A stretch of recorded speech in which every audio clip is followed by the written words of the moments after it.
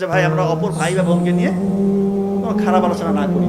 এই যে আপনি উঠে আসলেন, কয়েকদিন এভাবে করলে অন্যরা বুঝে যাবে যে এ তো এটা পছন্দ করে না, আপনার সামনে এটা হবে না।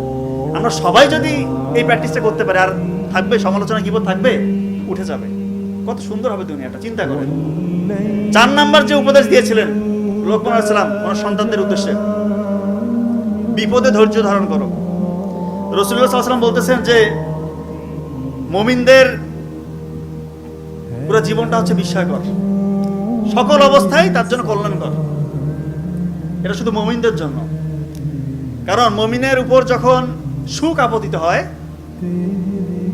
তখন সে শকর গোজর করে আল্লাহ, এটা তার জন্য কল্যাণকর। আর যখন তার উপর বিপদ আপতিত হয় উনি ধৈর্য ধরে, এটাও কল্যাণকর। আমরা অনেকে বিপদে দিশাহারা হয়ে যায়, হায় হুতাশ করি, কি করব, দিশা পাচ্ছি না। কি লাভ রে ভাই? বিপদ যেটা আসছে সেটা আপনি কাটাতে পারবেন না, একমাত্র কাটাতে পারে আল্লাহ তাআলা।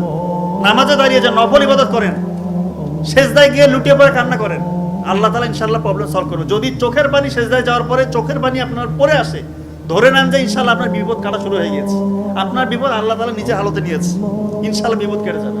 বিশ্বাস করেন, করে দেখেন, মনটাকে পরিশুদ্ধ করেন। বিশ্বাসটা রাখতে হবে, তো ওই বিশ্বাস না নিতে হবে না। বিপদে আমরা ধৈর্য ধরবো, আল্লাহ খুশি হয়ে যাবে। শুধু সমস্যার সমাধান করবে না, বহু গুণে বাড়িয়ে দিবে ইনশাআল্লাহ। 5 নাম্বার যে